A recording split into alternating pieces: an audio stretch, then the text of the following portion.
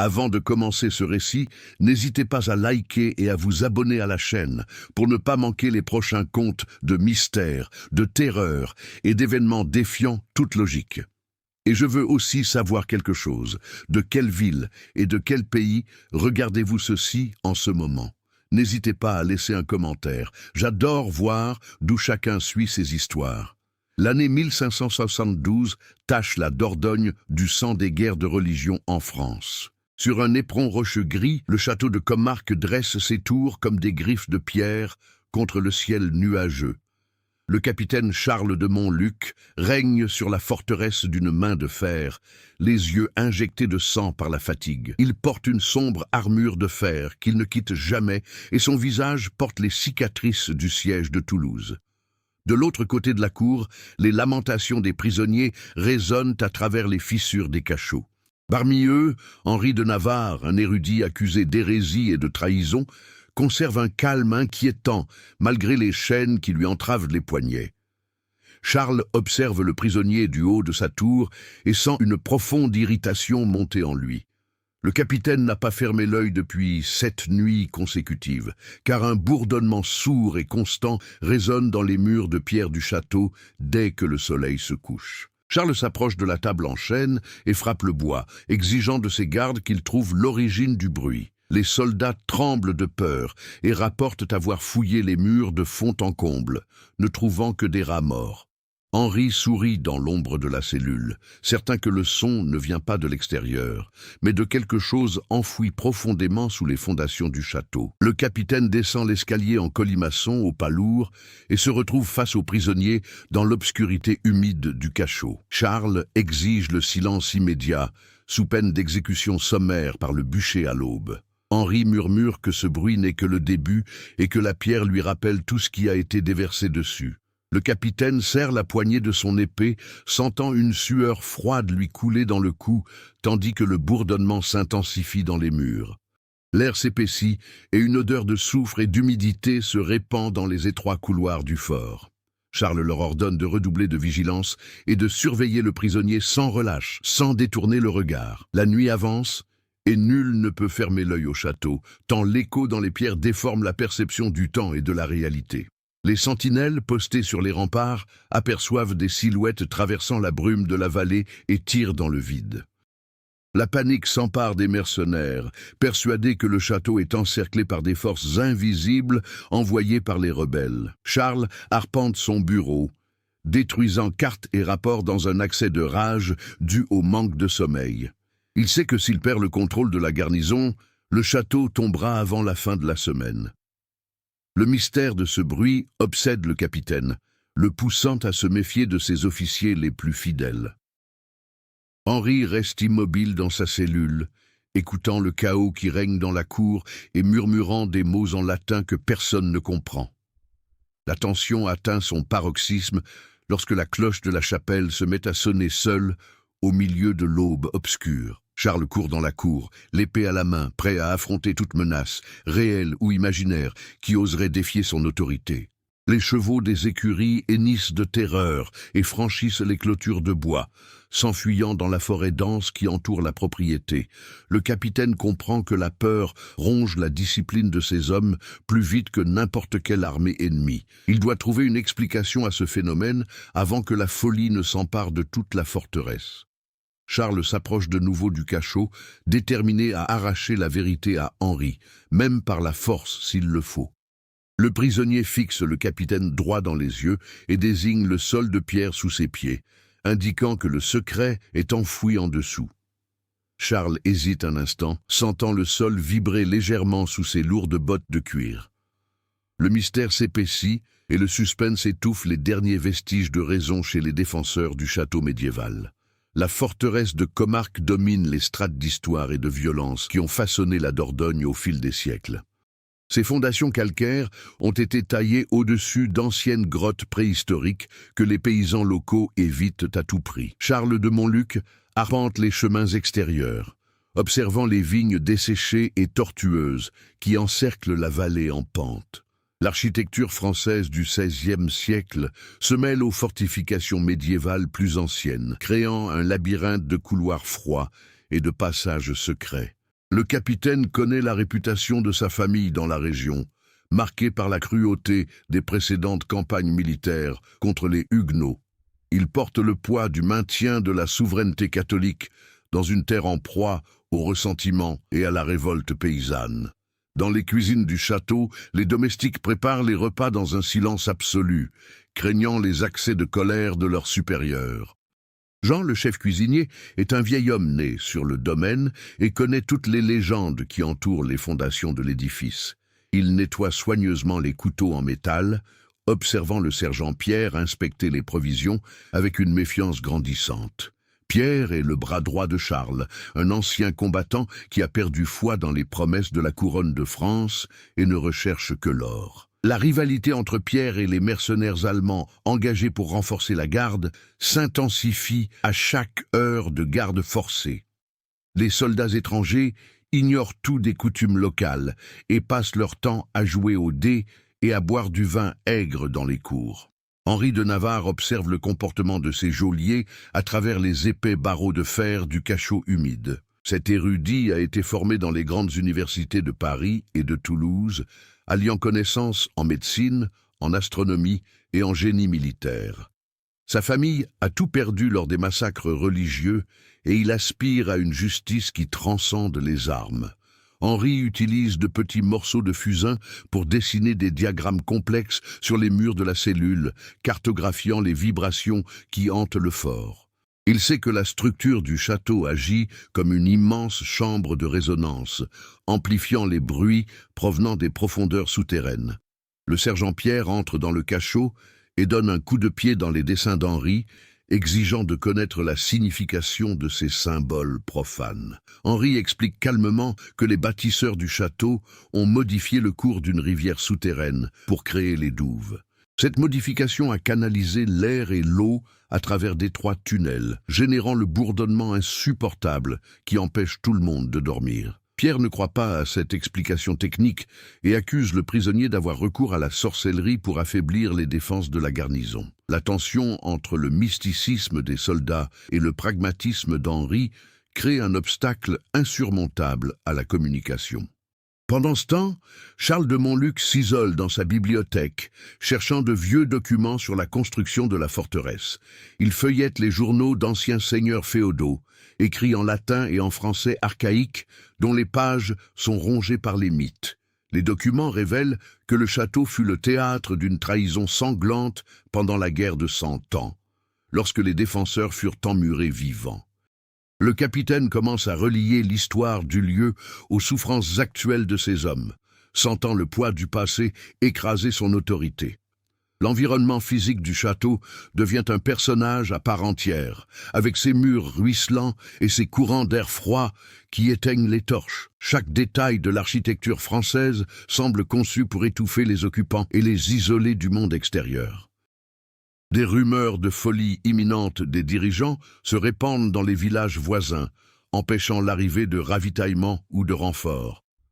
La population locale croit que le château de Comarque est maudit à cause des agissements de Charles. Le capitaine constate que le manque de sommeil altère le jugement de Pierre et des autres officiers. Les interactions sociales au sein du fort deviennent mécaniques et chargées d'une agressivité contenue qui menace d'exploser. Henri profite de l'isolement de ses gardes pour semer le doute sur la loyauté des mercenaires étrangers. Il parle à Jean lorsque celui-ci apporte les rations quotidiennes, insinuant que les Allemands ont l'intention de voler le trésor du château. Le cuisinier répand la rumeur parmi les domestiques, créant une toile de méfiance mutuelle qui paralyse les services essentiels. L'atmosphère intérieure devient aussi pesante que l'air saturé de fumée des cheminées qui ne parviennent jamais à réchauffer les pièces de pierre. Charles de Montluc se retrouve cerné par de véritables ennemis dans la forêt et par les fantômes nés de l'épuisement qui hantent ses propres murs. L'approfondissement des motivations des personnages révèle que nul n'est entièrement innocent ni foncièrement mauvais dans cette lutte pour la survie. Le bourdonnement dans les murs du château atteint une fréquence insoutenable, faisant vibrer les tasses de métal sur les tables en chêne. Charles de Montluc ne distingue plus la frontière entre la réalité et les cauchemars qui hantent ces brefs instants de repos forcé. Le capitaine ordonne la confiscation de tout le vin des mercenaires allemands, craignant que l'ivresse, mêlée à l'insomnie, n'entraîne une mutinerie généralisée. La décision provoque une révolte immédiate dans la caserne. Les soldats étrangers frappent leurs chopes contre les barreaux, réclamant leur ration. Le sergent Pierre profite de l'instabilité pour positionner des archers fidèles sur les balcons intérieurs, visant directement les quartiers des rebelles. Le conflit, qui n'était plus une menace extérieure, se transforme en une cocotte-minute prête à exploser dans la cour principale. Charles, les yeux rouges et le teint blafard, marche entre les deux camps, brandissant son fouet de cuir pour imposer une discipline qui s'effrite à chaque minute qui passe. Henri de Navarre observe le spectacle depuis sa fenêtre avec un sourire contenu, conscient que l'épuisement physique accomplit un travail qu'aucune armée ne saurait réaliser. Le prisonnier manipule le sergent Pierre lors de la relève de la garde, insinuant que Charles dissimule des pièces d'or dans les murs de son cabinet. La cupidité de Pierre l'emporte sur son devoir militaire et il se met à scruter le capitaine d'un œil attentif et malveillant. La pression du temps s'accentue lorsqu'un messager exténué arrive aux portes du château, porteur de nouvelles alarmantes de la cour de France. Un détachement d'inspecteurs royaux se rend à Comarque pour évaluer les capacités de défense de la forteresse et vérifier les dépenses des mercenaires. Charles sait que si les inspecteurs découvrent une garnison devenue folle et au bord de la rébellion, il perdra son titre et sa tête. Le capitaine exige que le tumulte cesse immédiatement et décide d'employer des méthodes plus radicales contre la structure même du château. Il ordonne aux serviteurs de briser le sol de pierre de la chapelle à coups de pioches et de masses, persuadés que la source du bruit se trouve là. Le bruit des outils frappant la roche sacrée résonne dans la vallée, effrayant les paysans qui observent la forteresse de loin. Jean, le chef cuisinier, refuse de participer à la profanation du lieu sacré et est jeté au cachot avec Henri pour insubordination. L'emprisonnement du vieux serviteur provoque la révolte des cuisiniers et des femmes de ménage qui croisent les bras et coupent les vivres aux soldats. La faim se mêle à l'insomnie, créant une scène désolée où des hommes armés errent dans les couloirs, tels des spectres affamés et menaçants. Pierre sabote les puits du château en y versant de l'huile de lampe pour accuser les mercenaires allemands d'empoisonnement. La panique s'empare de la cour et les soldats allemands, l'épée à la main, envahissent la cour, exigeant l'exécution des coupables. Charles, son armure en lambeaux, s'interpose entre les factions rivales et sent le sol trembler sous ses bottes plus violemment que jamais. Le bourdonnement souterrain semble répondre à la violence des lieux, se muant en un rugissement perçant qui déchire les oreilles des hommes. Certains sentinelles abandonnent leur poste sur les remparts et se jettent du haut de la falaise, préférant une fin rapide au supplice du silence perdu. Le capitaine réalise qu'il a perdu le contrôle de ses hommes et se retourne contre Henri, fou de rage. Il traîne le savant par les cheveux au centre de la cour, devant tous les soldats survivants. Charles accuse Henri d'être l'architecte de cette destruction invisible et promet de le brûler vif si le bruit ne cesse pas avant la nuit. Henri lève les yeux vers le ciel gris de France et réplique que le son n'obéit pas aux mortels, mais aux lois de l'ingénierie et du temps. Le conflit atteint son paroxysme. Les épées sont dégainées, les torches allumées, prêtes à embraser le bûcher au milieu de la cour Comarque. Le suspense est palpable, tandis que les hommes attendent la décision d'un capitaine qui a complètement perdu la raison. L'arrivée imminente des inspecteurs royaux pèse lourdement sur les épaules de Charles de Montluc, qui doit désormais dissimuler les corps des sentinelles suicidés. Il ordonne à Pierre de jeter les cadavres dans le puits désaffecté derrière les écuries, mais le sergent exige la moitié du trésor de la forteresse pour continuer à obéir aux ordres d'un fou. Ce chantage à peine voilé brise le dernier lien de confiance entre le capitaine et son bras droit, divisant le commandement en deux factions distinctes à l'intérieur des murs. Pendant ce temps, le cuisinier Jean, enfermé dans la cellule voisine de celle d'Henri, révèle un secret gardé depuis des décennies concernant les fondations de la tour nord du château. Jean avoue que son père a aidé à enfouir l'ancien trésor de la famille Comarque sous les galeries d'évacuation souterraines lors de l'invasion anglaise. L'érudit Henri comprend que la cupidité des soldats pourrait bien être la clé de sa propre libération de cet enfer de calcaire. Il utilise les informations de Jean pour attirer le chef des mercenaires allemands dans sa cellule, lui promettant de révéler l'emplacement exact de l'or en échange de la clé des chaînes. Le mercenaire allemand accepte secrètement le marché, projetant de quitter le château avec ses hommes dès qu'ils auront mis la main sur les précieuses pièces. Cette conspiration parallèle progresse dans l'ombre, tandis que Charles épuise ses dernières forces à tenter de maintenir les apparences d'une forteresse militaire fonctionnelle. Le capitaine commence à inspecter les armes et les armures de la garde personnelle, mais ne trouve que du métal rouillé et des hommes qui, épuisés, tiennent à peine leurs lances. La pression temporelle s'intensifie lorsque des sentinelles aperçoivent les bannières du cortège royal, traversant le pont de pierre à l'orée de la vallée de la Dordogne. Charles panique et ordonne la fermeture immédiate de toutes les portes et grilles, interdisant tout contact entre les domestiques et les illustres visiteurs. Pierre, sachant le capitaine vulnérable, commence à distribuer les dernières bouteilles de cognac aux gardes français, préparant un coup d'État interne. L'environnement du château se transforme en un labyrinthe de trahisons inextricablement liées, où le moindre murmure dans les couloirs peut signifier une mort certaine. Henri observe le mouvement des ombres et calcule le temps qu'il faudra à la structure pour s'effondrer sous la pression de l'air accumulé dans les conduits souterrains.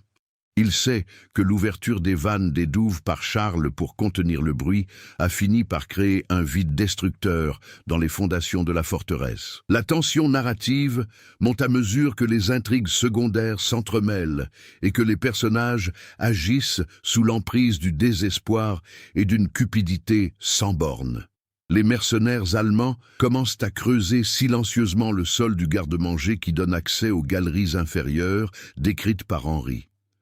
Le manque de communication entre les groupes engendre de sanglants malentendus, et un garde français est poignardé lorsqu'il surprend les Allemands, pioches à la main. La mort du soldat est étouffée pour ne pas alerter le capitaine, mais le climat de méfiance mutuelle atteint un point de rupture totale entre les hommes. Charles s'enferme dans son bureau, écoutant le bruit des sabots des chevaux des inspecteurs qui résonnent contre la porte principale du château, trop faible pour les accueillir. La complexité de la situation politique et militaire dans la France du XVIe siècle se reflète dans la décadence morale de cette garnison, coupée du monde. Plus personne ne se soucie de religion ni du devoir royal. Tous ne cherchent qu'une issue à ce piège bruyant qui ronge la raison. Le suspense atteint son paroxysme lorsque la suite royale frappe à la porte et que les conspirateurs agissent dans les sombres entrailles de la forteresse de Comarque. La porte principale du château craque sous les coups violents des messagers de la suite royale. Mais Charles de Montluc ignore les appels extérieurs, absorbé par une découverte troublante dans son bureau. Arrachant les tapisseries du mur pour étouffer le bourdonnement, le capitaine découvre un journal intime caché, écrit par son père 30 ans plus tôt. Les pages jaunies révèlent que la famille Montluc n'a jamais conquis le château de Comarque par la force militaire, mais par l'empoisonnement massif de toute la lignée précédente. Le bourdonnement, que Charles prenait pour un phénomène physique ou un ouvrage hydraulique, était décrit dans le journal comme le bruit d'une machine à soufflet pneumatique conçue par les anciens propriétaires pour faire s'effondrer les structures si le fort tombait aux mains de traîtres. Cette révélation brise les derniers fondements de l'identité de Charles, qui comprend que sa lignée est maudite par ses propres mensonges et sa lâcheté passée. Pendant ce temps, au plus profond de l'entrepôt, des mercenaires allemands perçant la dernière couche de calcaire et font sauter une brèche dans les galeries inférieures du fort. Au lieu de coffres débordant de pièces d'or, les soldats découvrent des dizaines de squelettes en armure française antique, assis autour d'une immense roue de bronze qui tourne sans cesse sous l'effet de la force de l'eau souterraine. Le sergent Pierre surgit de l'ombre avec ses hommes, accule les Allemands et engage un combat sanglant à coups de dagues et d'épées courtes dans l'espace confiné. La cupidité se mue en un carnage rapide et violent, tachant le calcaire séculaire du sang frais qui se déverse dans les canaux. Henri de Navarre profite du chaos souterrain pour utiliser une barre de fer et briser les maillons de ses chaînes, s'échappant enfin de sa cellule humide. L'érudit parcourt les couloirs déserts du château et trouve Jean, le cuisinier, inconscient après avoir été agressé par les gardes de Pierre lors du raid sur les réserves. Le tournant décisif se produit lorsque le grand puits de bronze souterrain se bloque sous le poids des corps des soldats, coincés entre les lourds engrenages. Le bourdonnement aigu qui tourmentait la forteresse s'interrompt brusquement au cœur de la nuit, remplacé par un silence sépulcral et terrifiant. Ce silence soudain provoque un profond choc psychologique chez tous les survivants, habitués au bruit incessant des dernières semaines. Charles de Montluc laisse tomber le journal de son père et se dirige vers la cour centrale, l'air absent, comme un homme sans âme ni but. Il voit le sergent Pierre sortir de la cave, couvert du sang d'un inconnu, ne tenant plus qu'un vieux bracelet en or, arraché à un cadavre du siècle dernier. La suite royale, à l'extérieur, cesse ses protestations, et un silence de mort s'abat sur la colline de Dordogne, comme si la nature elle-même retenait son souffle avant le désastre. Henri de Navarre observe Charles du haut de la passerelle en bois, comprenant que le capitaine a perdu toute capacité de réaction face aux événements qui se déroulent autour de lui. La structure du château commence à émettre des craquements secs et profonds, la pression de l'eau emprisonnée dans les galeries inférieures faisant céder les murs porteurs.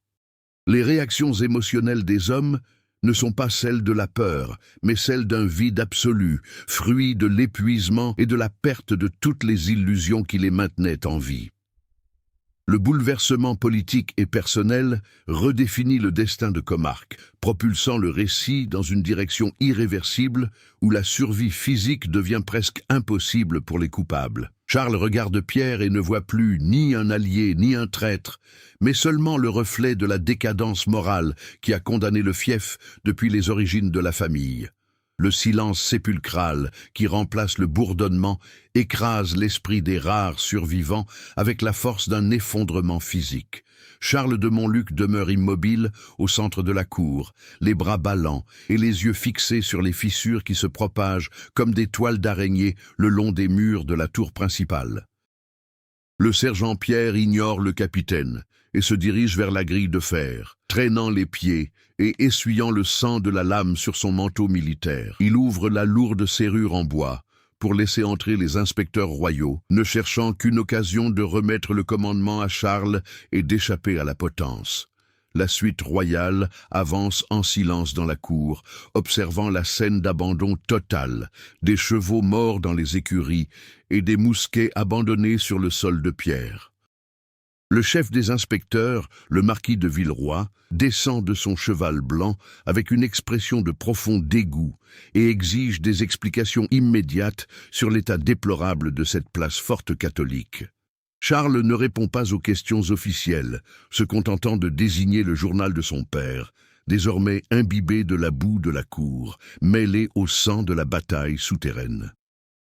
Pierre prend la parole et accuse le capitaine de folie, affirmant que le commandant a assassiné ses propres hommes dans des accès de rage paranoïaque lors de nuits d'insomnie.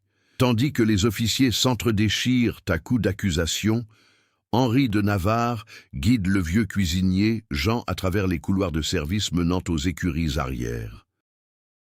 L'érudit sait que l'interruption brutale du puits de bronze a provoqué une crue soudaine de la rivière souterraine par les galeries inférieures, inondant les fondations du château.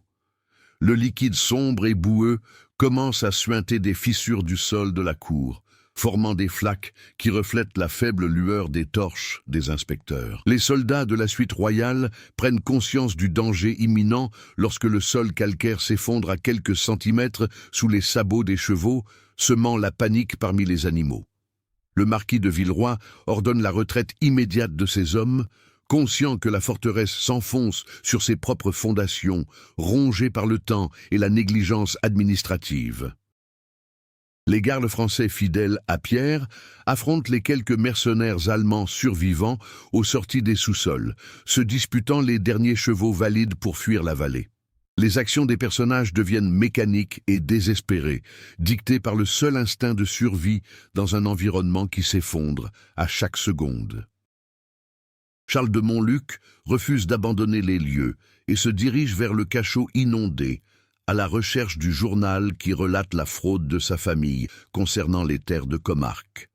Le capitaine serre contre lui les pages humides, comme si le papier pouvait absoudre ses péchés ou lui rendre la dignité perdue lors des guerres de religion. L'épuisement les prive de cris et de larmes, ne laissant place qu'au bruit de l'eau qui ronge le calcaire de la forteresse médiévale. Les conséquences de la trahison et de la cupidité se manifestent par la destruction physique d'un symbole du pouvoir royal qui s'enfonce désormais dans la boue de la Dordogne, ne laissant ni héritier ni gloire pour raconter l'histoire.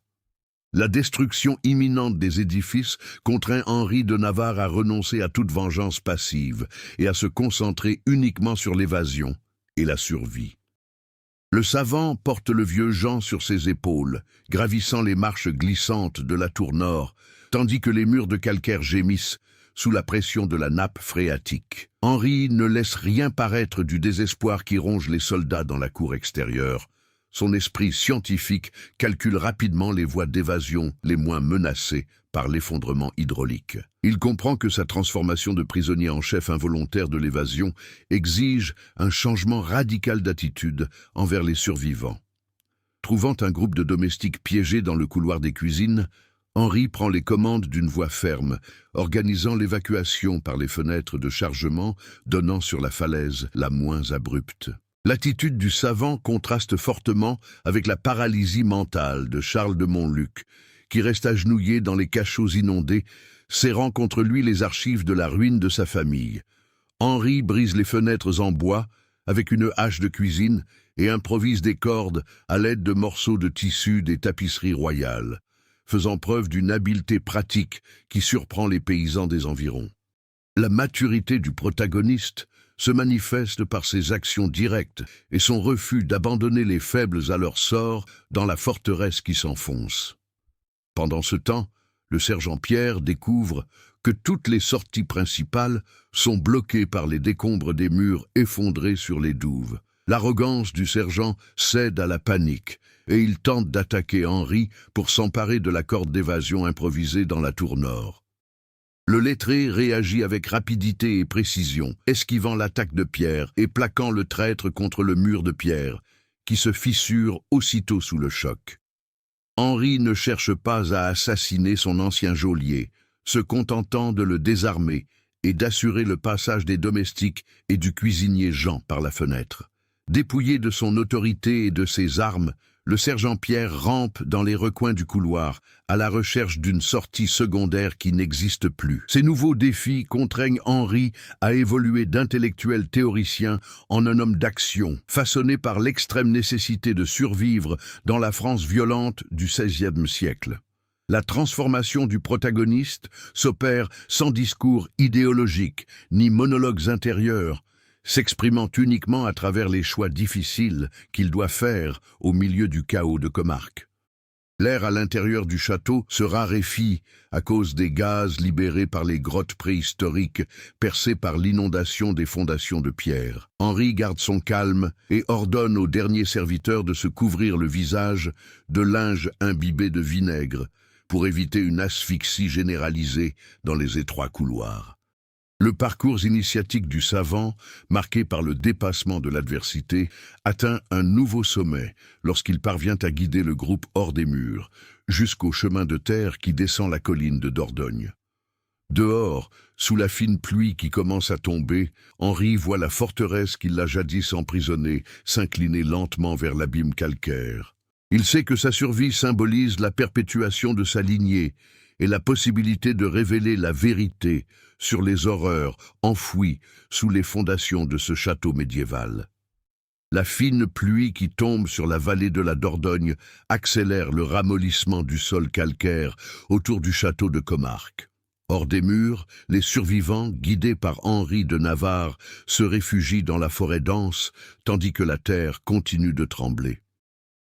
La suite royale, menée par le marquis de Villeroy, abandonne ses luxueux bagages et s'enfuit à cheval par le chemin de terre, craignant un éboulement général du versant rocheux. À l'intérieur de la forteresse, le sergent Pierre erre seul dans les couloirs obscurs, son bracelet d'or au poignet, écoutant le craquement des poutres de bois soutenant les plafonds des pièces principales. Son avidité devient un fardeau qui ralentit sa progression dans l'escalier en colimaçon, lequel commence à pencher dangereusement vers l'est. La tension narrative s'intensifie avec la fermeture définitive des issues de secours internes, lorsque les blocs de pierre des tours supérieures commencent à s'effondrer dans la cour centrale.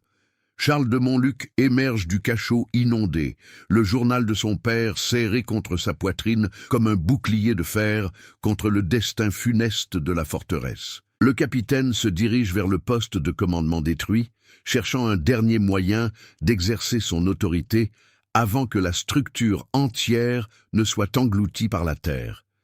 Il retrouve Pierre au carrefour et les deux hommes se font face, le regard vide d'espoir, mais empli de ressentiments accumulés durant des semaines d'insomnie collective. Charles ne prononce pas un seul mot d'accusation, dégainant calmement son épée de fer sombre, usée par le temps. Pierre comprend que l'affrontement final avec son ancien supérieur est inévitable et brandit son poignard, les mains tremblantes de froid et d'une fatigue extrême. Henri observe les cimes des tours depuis la forêt et remarque que les gaz s'échappant des cavernes souterraines sont sur le point de s'enflammer, attisés par les torches tombées dans les dépôts de poudre du château. Le savant ordonne au cuisinier Jean et aux paysans de s'allonger sur le sol dur de la forêt pour se protéger de l'onde de choc qui approche à une vitesse fulgurante. Le rythme des événements s'accélère, ne laissant aucun répit à la réflexion ou à l'hésitation morale parmi les protagonistes de cette tragédie française. L'atmosphère du château se fait oppressante et les murs semblent se refermer sur les deux officiers qui s'affrontent en duel mortel dans le vieux couloir de chêne. Chaque coup d'épée de Charles résonne dans les galeries vides, se mêlant au murmure de la rivière souterraine qui fissure les dernières fondations solides de Comarque. La préparation du dénouement s'installe dans une atmosphère d'inéluctabilité tragique, où le passé trouble de la famille Montluc trouve son aboutissement définitif dans la violence et l'effondrement physique de leur possession de calcaire. Le choc des épées entre Charles de Montluc et le sergent Pierre résonne dans le couloir en pente au moment précis où la poudrière, enfouie au plus profond du château, entre en contact avec les torches tombées. Une explosion sourde et violente déchire les entrailles calcaires de la forteresse, projetant les deux combattants contre les murs qui s'effondrent dans une pluie de poussière et d'éclats de fer. Le sol se fissure complètement, ouvrant une immense et obscure crevasse qui engloutit la cour centrale et les dernières structures de bois des quartiers des mercenaires. Pierre tente de s'accrocher à une poutre de chêne, mais le poids du bracelet d'or à son poignet lui fait perdre l'équilibre, et il chute dans l'abîme inondé par les eaux obscures de la rivière souterraine. Le capitaine Charles se relève au milieu des décombres, son armure couverte de cendres, et voit le journal de son père disparaître dans la fissure, détruisant le dernier témoignage écrit de la supercherie familiale. Au lieu de fuir, Charles se dirige vers la plus haute tour, qui commence à pencher comme un arbre abattu au-dessus de la vallée de la Dordogne. Dans la forêt, Henri de Navarre se lève sous la pluie et court vers le bord de la falaise pour assister à la destruction définitive de la forteresse qui faillit être son tombeau. Le lettré voit le capitaine Charles de Montluc apparaître au balcon de la tour nord, l'épée pointée vers le ciel français nuageux dans un ultime acte de folie et de fierté militaire. Toute la structure de la tour de Comarque s'effondre dans un fracas assourdissant, glissant le long de la falaise et se désintégrant en 1000 morceaux en s'écrasant dans la vallée. L'onde de choc soulève un nuage de poussière et de vapeur qui obscurcit la vue de la colline pendant quelques minutes, effaçant toute trace de la puissance des monts Luc en Dordogne. Henri sent le souffle de l'air lui fouetter le visage, mais reste immobile, retrouvant une lucidité que le manque de sommeil et la peur avaient volée à tous. La transformation du lettré se concrétise à l'instant où il comprend que la force brutale et la trahison ont été vaincues par les lois mêmes de la physique et la conception corrompue du château médiéval. Le silence retombe définitivement sur la vallée, sans les bourdonnements stridents, ni les cris de douleur des soldats, ne laissant place qu'au bruit naturel de la pluie tombant sur les ruines enfouies. Henri se tourne vers le groupe de serviteurs survivants qui le considèrent désormais comme leur seul chef légitime au milieu de cette terre dévastée par les guerres de religion. Le dénouement s'achève avec la destruction totale de l'oppression de Comarque, ouvrant la voie à une nouvelle réalité fondée sur la survie et la vérité historique. Le soleil matinal perce l'épais brouillard qui enveloppe la vallée de la Dordogne, ne dévoilant qu'une clairière de pierre calcinée, là où se dressait jadis l'imposant château de Comarque. Des survivants errent lentement parmi les ruines de la colline, ramassant des lambeaux d'étoffe et des ustensiles ayant échappé à l'effondrement final. Henri de Navarre conduit le groupe de paysans et de domestiques vers les routes du sud, veillant à ce que chacun trouve refuge dans les villages voisins, à l'abri de l'oppression militaire. Le vieux cuisinier, Jean, marche aux côtés du savant, portant en lui les souvenirs d'une lignée anéantie sous le poids de ses propres mensonges. Le marquis de Villeroy envoie un rapport officiel à la cour de France à Paris, déclarant la forteresse irrémédiablement détruite en raison de phénomènes naturels et de l'instabilité géologique du sol calcaire.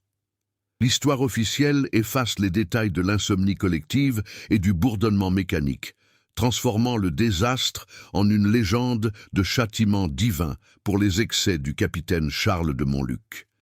La chute du fort a des conséquences durables qui redéfinissent l'équilibre des pouvoirs dans la région, permettant aux paysans locaux de reprendre la culture de leurs terres sans avoir à payer d'impôts exorbitants à la garnison disparue. Henri met ses compétences d'ingénieur au service de la reconstruction des ponts et des moulins détruits par les eaux de la rivière souterraine qui coulent désormais librement dans la vallée.